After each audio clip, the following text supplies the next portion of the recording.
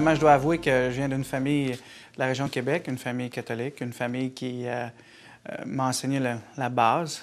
Et moi, je suis allé étudier à l'Université de Moncton au Nouveau-Brunswick par la suite.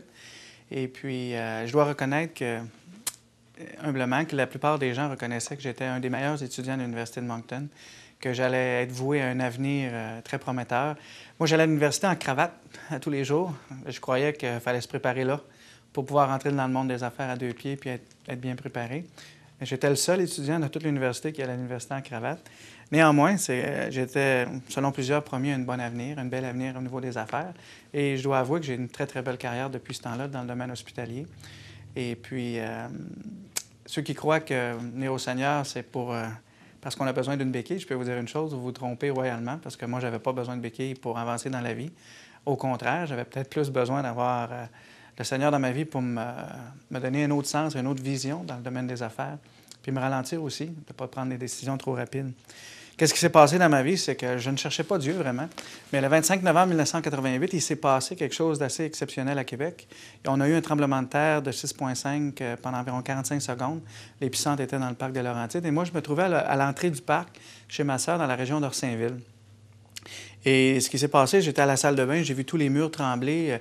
Et mon beau-frère est très taquin. Je croyais que c'était lui qui faisait branler la porte de la salle de bain ou qui cognait dans la porte de la salle de bain, qui faisait un vacarme. Et j'ai crié « Bertrand, arrête, arrête! » Et tout à coup, j'ai entendu la vaisselle tomber, ma sœur crier. Et en une fraction de seconde, ma vie a changé. Il s'est passé quelque chose, j'ai été pris d'angoisse. Et physiquement, je n'ai pas failli mourir.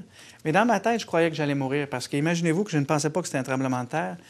Je croyais que c'était une bombe nucléaire qui venait d'exploser à la base militaire de Valcartier, d'où j'étais à peu près quelques kilomètres. Donc, je suis allé à courant dehors à l'extérieur de chez ma sœur et j'ai cherché, je tenais le poteau de l'abri d'auto et je regardais et je cherchais le champignon atomique qui allait venir me ramasser d'une seconde à l'autre. Donc, j'ai pas failli mourir, mais dans ma tête, l'expérience était la même.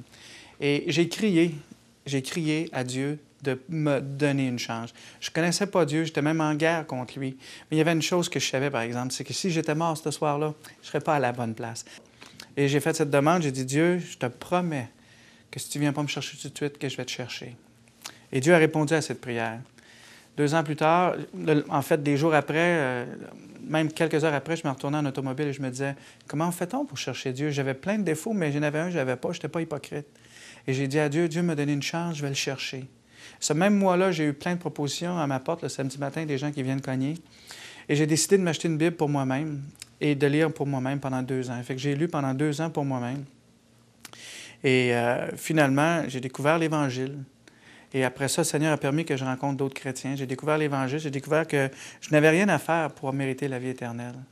Que mon âme, ça ne donnait absolument rien de courir après toutes les richesses de la terre si je perdais mon âme. Et c'est vraiment en lisant la Bible que j'ai découvert que j'allais perdre mon âme si je continuais dans le même chemin.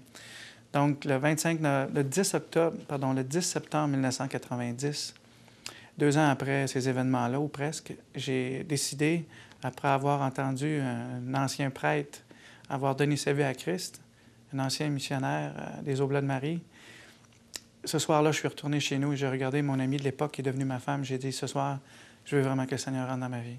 Je ne veux pas continuer à faire la même vie que je vis et de la même façon. Je veux que ma vie ait un sens. Et la parole dit que donnerait un homme en échange de son âme. Moi, j'avais absolument rien à donner. J'avais besoin de recevoir. Puis mon message que j'aimerais dire aujourd'hui aux gens, c'est que pensez pas pour une minute que le Seigneur est là pour une béquille ou pour vous ralentir dans la vie. Je réussis très bien à faire encore aujourd'hui. Je l'ai toujours réussi. J'ai toujours été dans les plus performants des compagnies américaines pour qui je travaille. Mais je le fais à la gloire de Dieu maintenant. Et il y a possibilité de le faire. L'heure de la bonne nouvelle vous invite à participer à l'un des nombreux déjeuners de l'espoir. Ces déjeuners ont lieu dans plusieurs restaurants réputés de la province et vous sont offerts gratuitement. Pour connaître les détails concernant l'endroit, la date et l'heure pour votre région, composez le numéro sans frais 1-877-537-7647. Vous pouvez également consulter le site web www.déjeuner.org.